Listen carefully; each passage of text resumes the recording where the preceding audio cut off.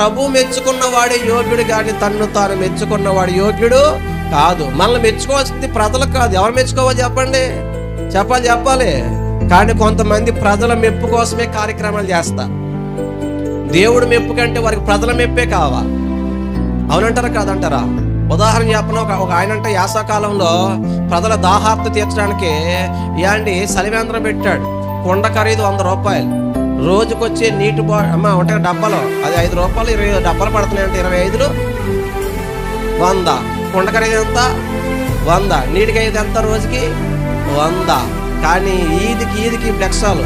ప్రజల దాహార్త ఇచ్చిన మహానుభావుడు, నవయోగ వీరేశలింగం పంతులు, ఇటువంటి డైలాగులతో కట్టిన ఫ్లెక్స్కి 10,000 అయిందంట.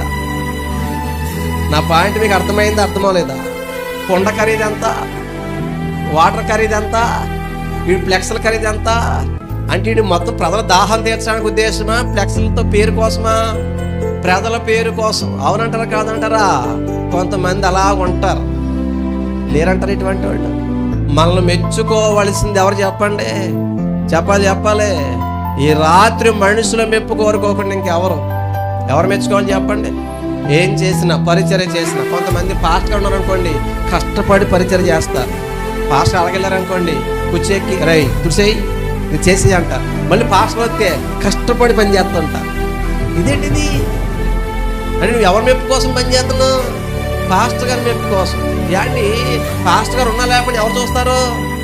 దేవుడు చూసినప్పుడు పాస్టర్ గారు ఉన్నప్పుడు ఎలా పని చేసావు, లేనప్పుడు కూడా అలాగే పరిచర్య చేయాలి. అవునంటారా కాదంటారా? కొంతమంది భోజనాలప్పుడు వంటలు వండుతూ ఉంటారు. కడిగినప్పుడు రారు, వండినప్పుడు రారు, కోసినప్పుడు రారు. భోజనప్పుడు వడ్డీంతా కొత్త ఉంటారు. నేను సాల్ట్ వేస్తాను, నేను స్వీట్ వేస్తాను. చాలా బరువు కదా. కూటమైపోయి మళ్ళీ కడిగినప్పుడు ఉండరు. అవునంటారా కాదంటారా? నా మాటలన్నీ కూడా గట్టి తగులుతూ ఉంటాయి. వినాలి బిడ్డ. ఎందుకంటే కడవర దినాల్లో ఉన్న ప్రక్షాళన జరగాలి. నీలో నాలో ప్రక్షాళన జరగాలి, శుద్ధీకరణ జరగాలి, కలుపు తీయాలి. నేను చెప్పే మాట ఒకటే, పరిచర్య చేసిన, పాట పాడిన, ఆరాధన చేసిన, చివరికి ఎంత కానుక ఇచ్చినా ఎవరు మెప్పు? దేవుడు మెచ్చుకో. అదే చెప్పాడు పౌలు గారి సంఘంతో.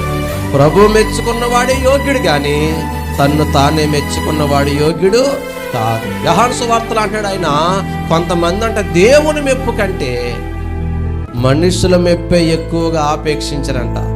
మనం అటువంటి వారిగా ఉండకూడదు. సరే.